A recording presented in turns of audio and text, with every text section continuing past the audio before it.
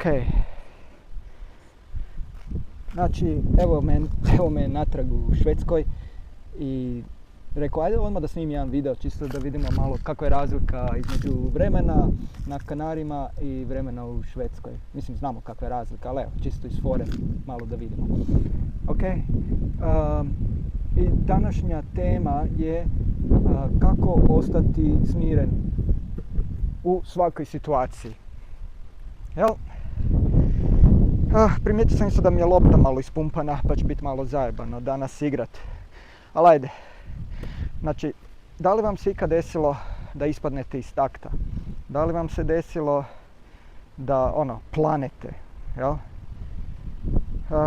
Pa ćemo o tome malo pričati. Znači, vidite kak je lopta, bez veze, ispumpana. Znači, meni se puno počelo događati da planem, da sam nervozan. Znači, godinama sam postao jako živčan. Jel? Dok sam bio mlad, bio sam jako kontroliran. Imao sam puno strpljenja, bio sam more strpljenja. I to sam izgubio, kako su došli žena, djeca i postao rastrzan na sve strane. Posao, šta ja znam, svakakvi problemi. Ali sam vremenom naučio i kako se boriti protiv toga. Kako povratiti svoj mir. Kako sačuvati mir u situacijama koje su prosto izluđujuće, koje promušaju. Ja sam uvijek bio sposoban obavljati poslove pod najvećim opterećenjima.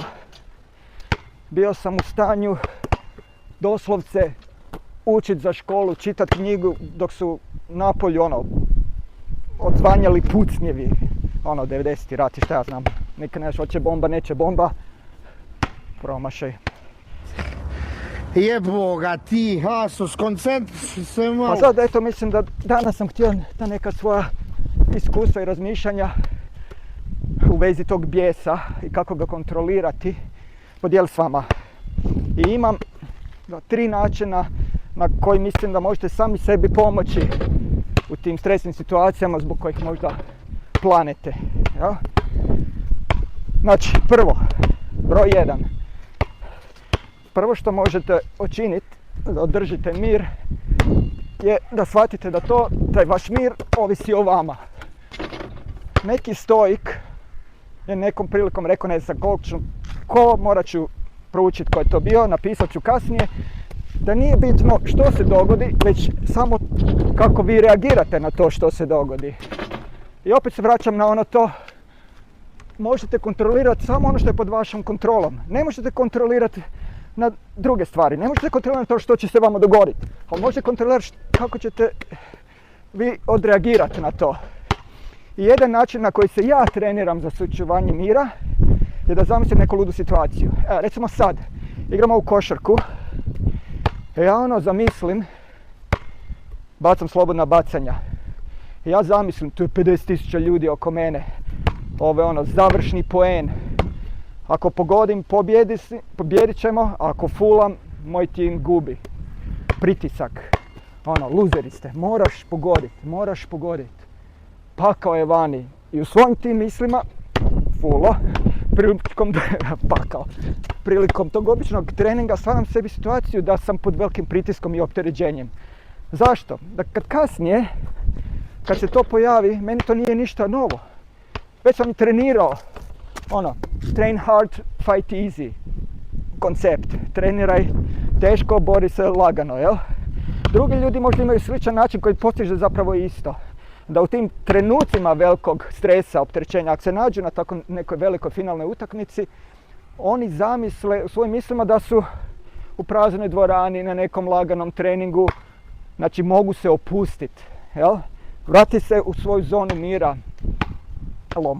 Ovo krivim loptu ispumpana, još i vjetar, ne znam, vidite. Znači oni zamisle da oni vježbaju opuštanje, dok ja vježbam kako se stresati u opuštenim situacijama, jel, obrnuto. Ali bilo kako bilo, jedan ti vjetar mi je okrenuo kameru, pardon, to ne mogu kontrolirati vjetar, ali neću pizditi. Znači, vjetar mi je prevrnuo telefon, nisam se živcirao, nego sam mirno prihvatio činjenice, svijet oko sebe, na koje ne mogu utjecati. Jel? Moju reakciju sam uspio iskontrolirati. Na to mogu utjecati, a ne mogu utjecati na vjetar u ovoj Švedskoj. Jel? Ono što je meni bilo zanimljivo kad smo radili na poslu SDI, Strength Deployment Inventory Assessment, znači to je nekakvi kao vrlo detaljan test kakva si ličnost i kakva si osoba, koje su tvoje karakteristike i kako se ponašaš kad si normalan i kako se ponašaš kad si pod stresom. I ono što je zanimljivo bilo kod mene, da su moji odgovori bili apsolutno isti. I moj profil se nije mrno milimetar, obzirom na to da li sam u stresnoj situaciji ili normalnoj situaciji. Znači, totalno isti performans sam imao u jednoj ili drugoj situaciji, pod stresom ili bez stresa. Znači, to je prva točka. A sad, zamislite drugi slučaj. Drugi slučaj je prihvaćanje. Prihvaćanje čega? Znati prihvatiti situaciju kakva je.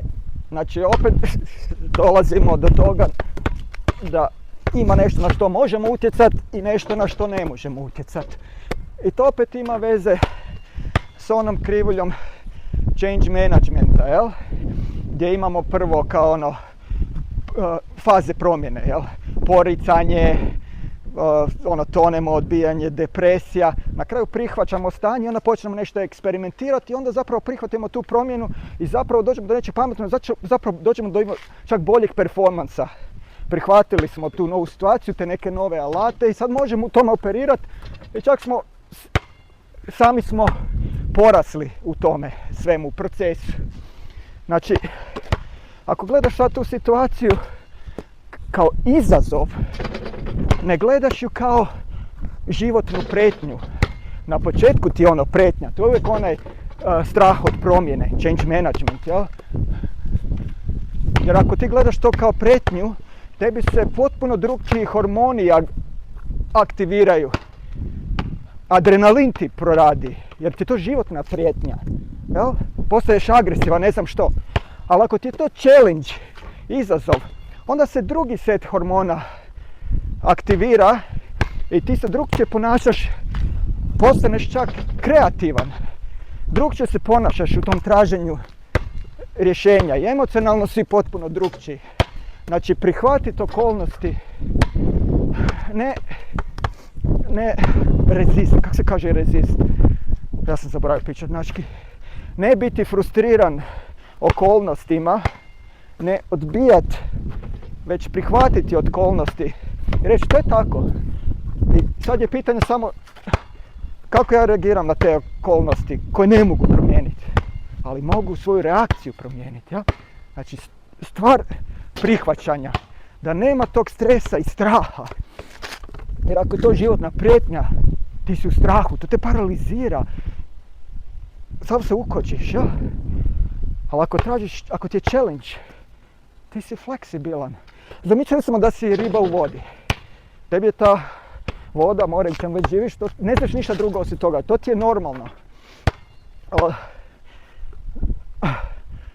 A da te recimo da si bio, isto ta riba, da si bio na zraku prije neko te sad baci u tu vodu i ti sad paničariš i ne znam šta. Ili čak ako si čovjek i padneš u tu vodu, što je nešto novo, nije tvoja okolina, ali ako prihvatiš to što prije da si sad ti u vodi i da shvatiš što je gore, što dolje, pustiš mjehuriš zraka da vidiš gdje je možda površina, racionalno počneš razmišljati, kreativno tražiš rješenje kako isplivati na površinu.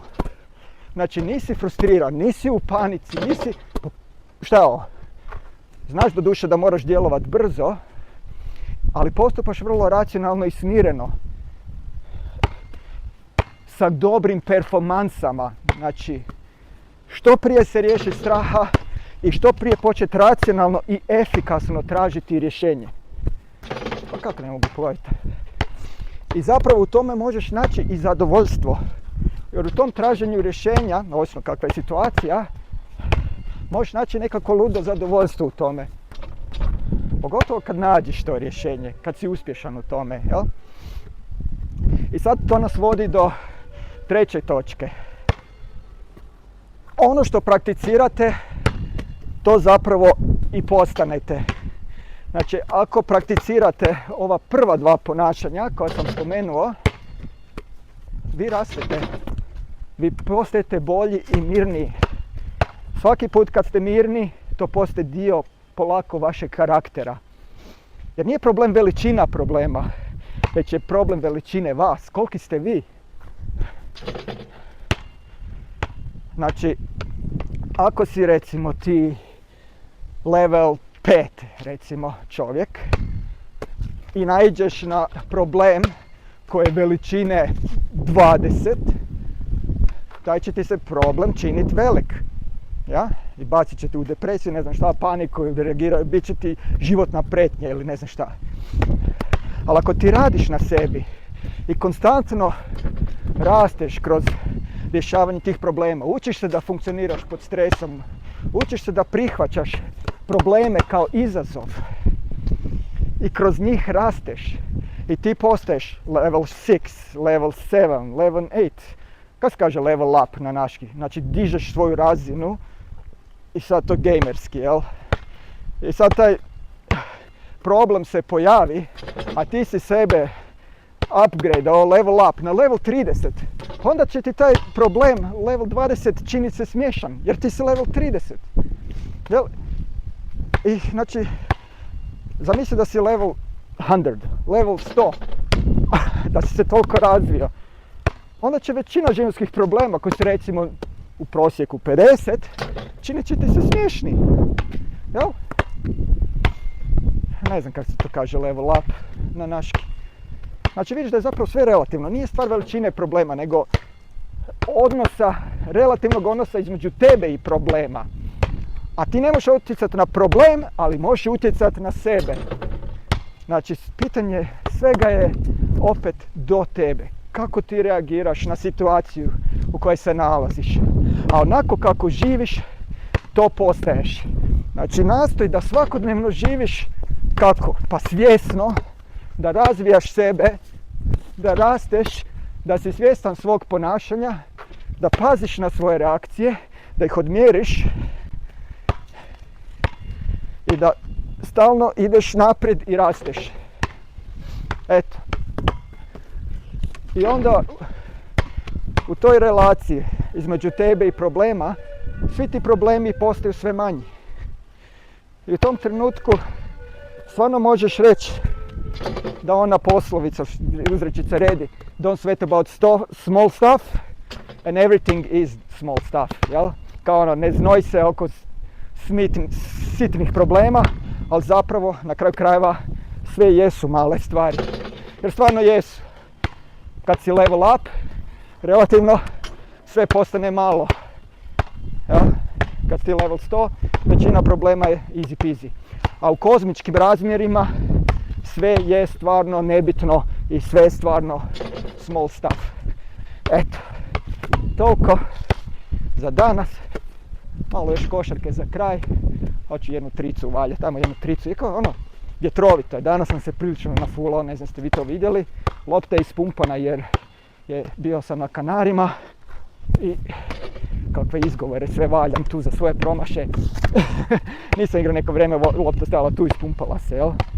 I navikao sam se tamo na drugu loptu i na drugu visinu geografsku. Koje još izgovore mogu naći za ova fulanja? Daj pomozite u komentarima. Pišite dobre izgovore za sve ove promašaje. Stvarno me sramota sad. Pa gledajte, sve nešto kratko. Ajde.